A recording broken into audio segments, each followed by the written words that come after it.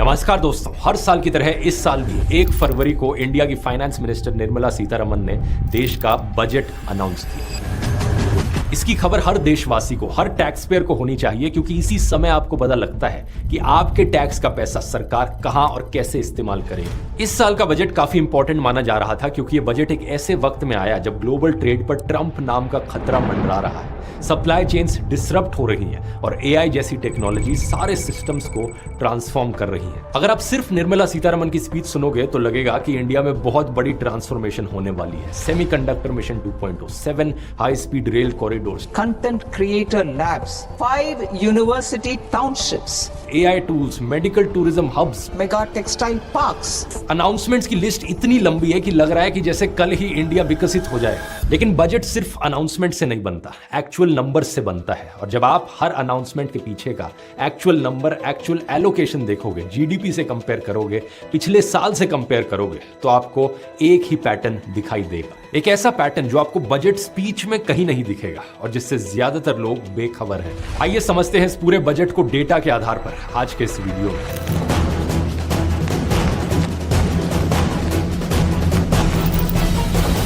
सबसे पहले उसी सवाल की बात कर लेते हैं जो हर बजट में मिडिल क्लास टैक्स पेयर को सबसे ज्यादा मैटर करता है।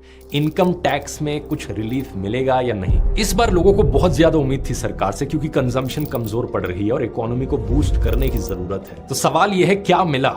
इसका सीधा जवाब है कुछ भी नहीं। ना तो इनकम टैक्स स्लैब्स में कुछ बदलाव किए गए हैं, ना ही रेट्स में। बस कुछ ईज ऑफ कंप्लायंस मेजर्स हैं जिससे टैक्स पेयर्स को थोड़ी सी आसानी और हो जाएगी। उदाहरण के तौर पर एक नॉमिनल फीस के साथ रिवाइज्ड रिटर्न्स फाइल करने की डेडलाइन 31 दिसंबर से बढ़ाकर 31 मार्च कर दी गई है। इसके अलावा कुछ छोटे छोटे ऑफेंसेस को डीक्रिमिनलाइज कर दिया गया है, जैसे कि ये वाले। साथ ही न्यू इनकम टैक्स एक्ट 2025 को 1 अप्रैल 2026 से लागू करने की बात कही गई है। अब एक तरफ रिलीफ नहीं मिला तो नहीं मिला, लेकिन दूसरी तरफ एक और बोझ बढ़ा दिया गया है। Security transaction tax, short form STT, बढ़ा दिया गया है। फ्यूचर्स पर पहले 0.02% का टैक्स था, अब यह बढ़ाकर 0.05% कर दिया गया है। ऑप्शंस पर पहले 0.1% का टैक्स था, अब यह बढ़ाकर 0.15% पर कर दिया गया है। यानी कि वो स्टॉक मार्केट इन्वेस्टर्स जो फ्यूचर्स और ऑप्शंस में इन्वेस्ट करते हैं, अब उन्हें और ज्यादा टैक्स देना होगा। So today government of India is earning more than the broker. We have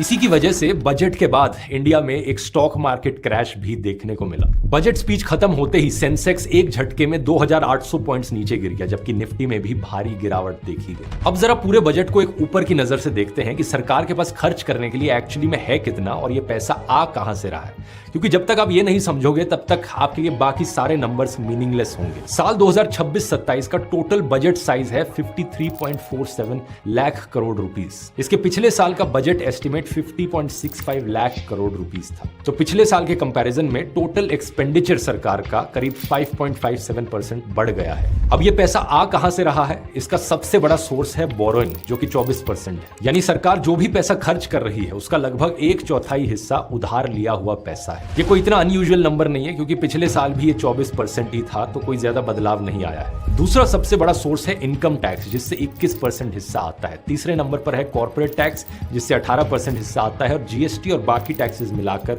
15% contribute कर रहे हैं। देखा जाए तो सरकार की कमाई में अभी भी सबसे बड़ा कंट्रीब्यूशन आम लोगों का ही है। इनकम टैक्स प्लस जीएसटी मिलाकर 36% होता है, जबकि कॉर्पोरेट टैक्स सिर्फ 18% पर है। यानी कि इंडिविजुअल टैक्स पेयर सरकार को कंपनी से कहीं ज्यादा और टैक्स दे रहे हैं। और यहां नोट करने वाली बात यह है कि हमेशा ऐसा नहीं होता था। पिछली सरकारों के समय में कॉर्पोरेट टैक्स का कंट्रीब्यूशन कहीं ज्यादा था। कंपनीज भी उतना ही पे करती थी जितना आम लोग पे करते थे। इसका एक हिस्टोरिकल रिकॉर्ड आप इस ग्राफ में देख सकते हैं। ये सिर्फ इस नई सरकार के आने के बाद हुआ है कि कंपनीज को ज्यादा रिलीफ मिलता रहा है और आम लोगों पर प्रेशर बढ़ता रहा है। अब ये समझते हैं कि पैसा जाता कहां है। सबसे बड़ा खर्चा है जो टैक्सेस में स्टेट्स का शेयर है। यानी जो टैक्स कलेक्ट होता है उसका एक बड़ा हिस्सा अलग अलग स्टेट्स को जाता है। ये बड़ी नॉर्मल बात है। लेकिन दूसरा सबसे बड़ा खर्चा सुनकर शायद आपको हैरानी हो, इंटरेस्ट पेमेंट्स, जो टोटल बजट का 20% खर्चा है। यानी सरकार जो भी पैसा कमाती है उसका 1/5 हिस्सा तो सिर्फ कर्ज के ब्याज को चुकाने में चला जाता है। और इन इंटरेस्ट पेमेंट्स और स्टेट्स को दिए जाने वाले पैसे को अगर हम साइड में रख दे तो जो बच जाता है इसमें से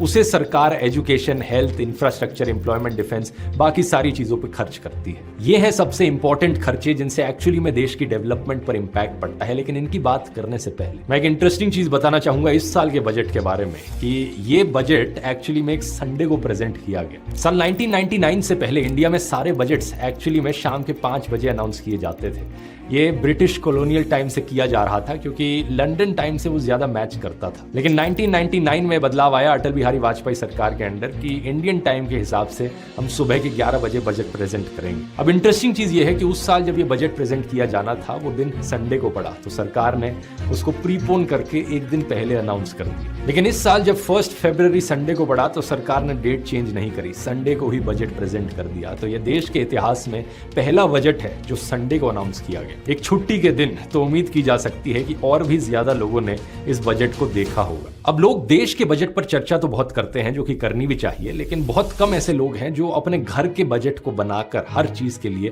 प्रॉपर प्लानिंग करते हैं। बीमारी या हादसा कभी बताकर नहीं आता, अचानक आप या आपके परिवार का कोई हॉस्पिटल पहुंच जाता है, तब चिंता सिर्फ सेहत को नहीं जेब को भी होती है। इलाज आपको फिजिकली ठीक कर सकता है, लेकिन हॉस्पिटल का भारी बिल आपको फाइनेंशियली कमजोर बना सकता है। ऐसी सिचुएशन से बचने के लिए एक हेल्थ इंश्योरेंस लेना बहुत जरूरी है। बीमारी या हादसा रोका नहीं जा सकता, लेकिन जेब से होने वाले बड़े खर्चे पर ब्रेक लगाया जा सकता है। आज कई सारे plans diabetes, BP, thyroid, asthma जैसे एग्जिस्टिंग डिजीजेस को डे 1 से कवर करते हैं और प्रीमियम भी आपके मंथली बजट पर भारी नहीं पड़ता। बजट की जरूरत सिर्फ साथ रहते हुए नहीं, बल्कि तब भी होती है जब आप अचानक परिवार के साथ ना हो।